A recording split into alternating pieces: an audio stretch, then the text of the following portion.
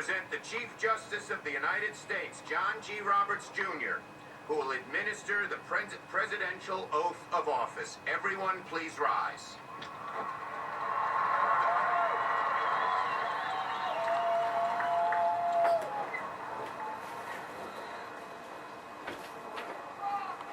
Please raise your right hand and repeat after me. I, Barack Hussein Obama, do solemnly swear I, Barack Hussein Obama, do solemnly swear that I will faithfully execute that I will faithfully execute the office of President of the United States the office of President of the United States and will, to the best of my ability, and will, to the best of my ability, preserve, protect, and defend preserve, protect, and defend the Constitution of the United States. the Constitution of the United States. So help you God. So help me God. Congratulations, Mr. President.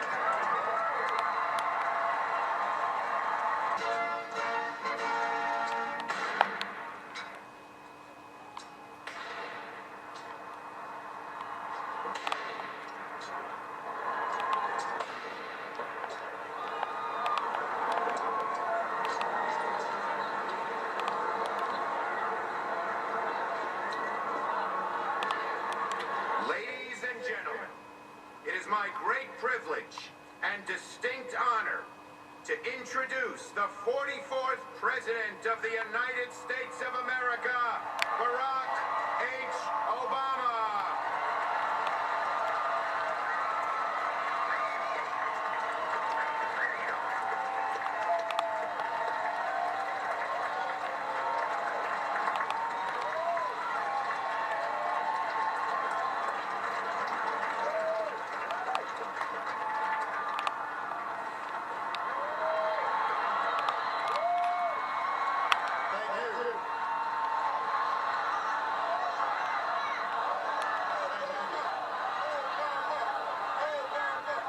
Thank you so much. Vice President Biden, Mr. Chief Justice, members of the United States Congress, distinguished guests, and fellow citizens. Each time we gather to inaugurate a president, we bear witness to the enduring strength of our Constitution. We affirm the promise of our democracy. We recall that what binds this nation together is not the colors of our skin, or the tenets of our faith, or the origins of our names. What makes us exceptional, what makes us American, is our allegiance to an idea articulated in a declaration made more than 2 centuries ago. We hold these truths to be self-evident, that all men are created equal,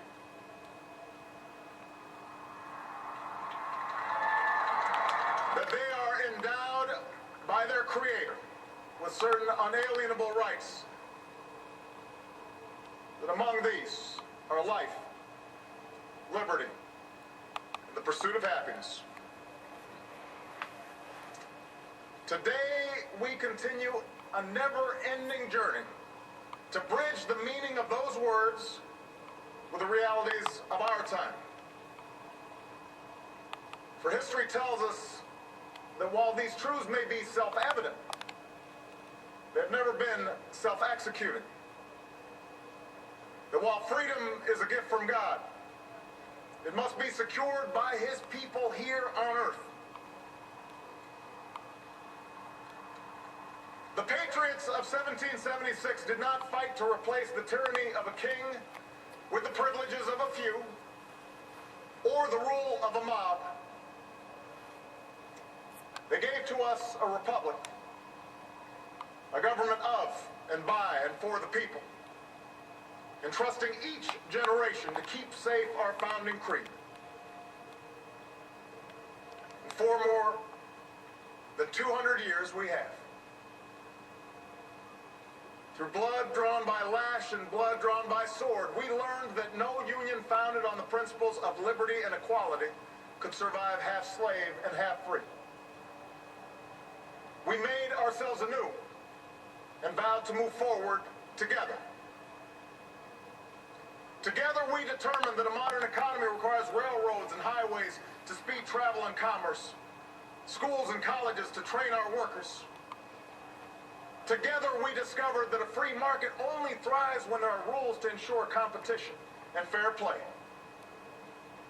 Together, we resolved that a great nation must care for the vulnerable and protect its people from life's worst hazards and misfortune.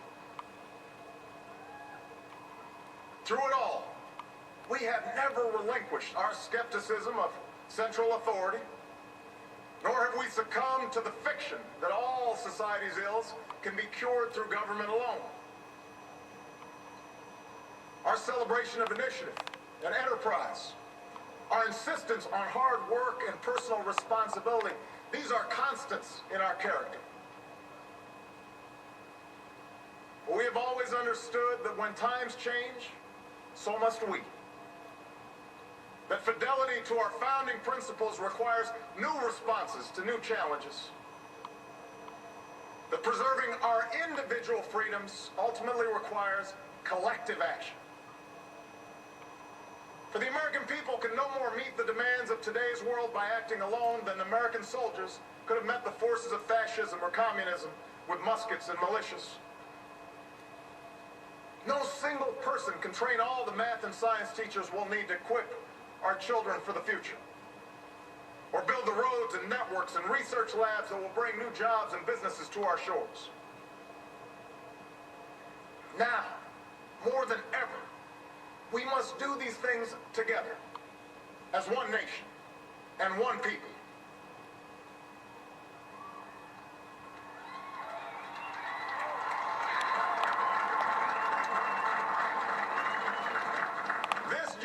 Of Americans has been tested by crises that steeled our resolve and proved our resilience.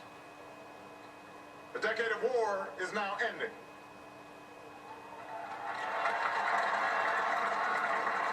An economic recovery has begun. America's possibilities are limitless, for we possess all the qualities that this world without boundaries demands. Youth and drive, diversity and openness, an endless capacity for risk, and a gift for reinvention. My fellow Americans, we are made for this moment, and we will seize it so long as we seize it together.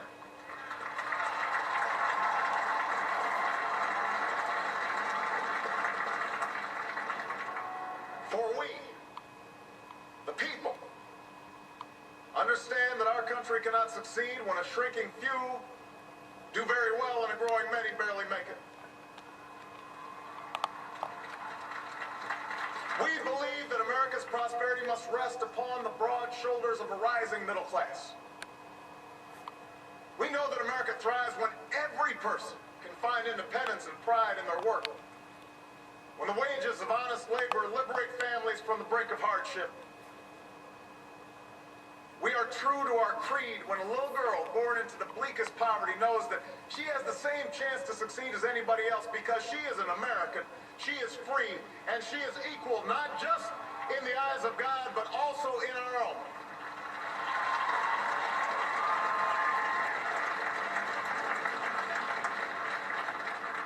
We understand that outworn programs are inadequate to the needs of our time.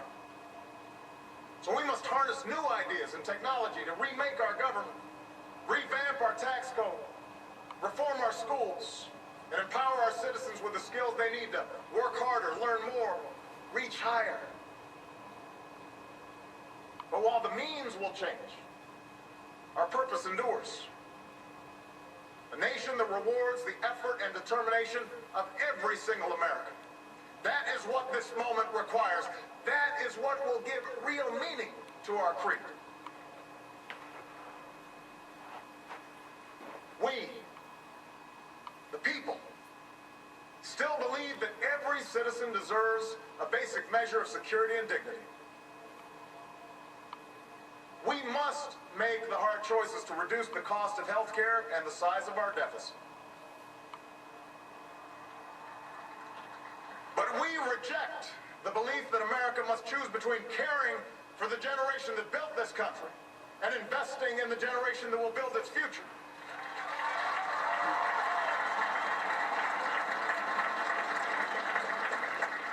For we remember the lessons of our past, when twilight years were spent in poverty, and parents of a child with a disability had nowhere to turn. We do not believe that in this country freedom is reserved for the lucky or happiness for the few. We recognize that no matter how responsibly we live our lives, any one of us, at any time, may face a job loss or a sudden illness or a home swept away in a terrible storm.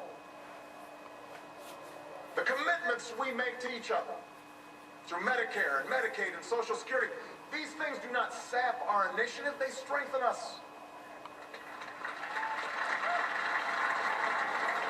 They do not make us a nation of takers, they free us to take the risks that make this country great.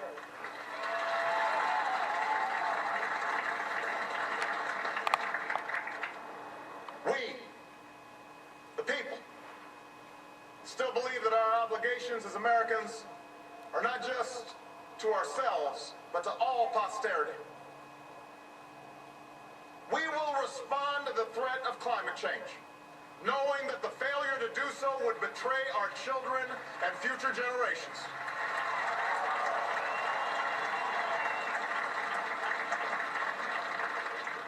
Some may still deny the overwhelming judgment of science, but none can avoid the devastating impact of raging fires and crippling drought and more powerful storms. The path towards sustainable energy sources will be long and sometimes difficult. But America cannot resist this transition. We must lead it. We cannot cede to other nations the technology that will power new jobs and new industries. We must claim its promise. That's how we will maintain our economic vitality and our national treasure. Our forests and waterways, our croplands and snow-capped peaks. That is how we will preserve our planet, commanded to our care by God. That's what will lend meaning to the creed our fathers once declared. We, the people, still believe that enduring security and lasting peace do not require perpetual war.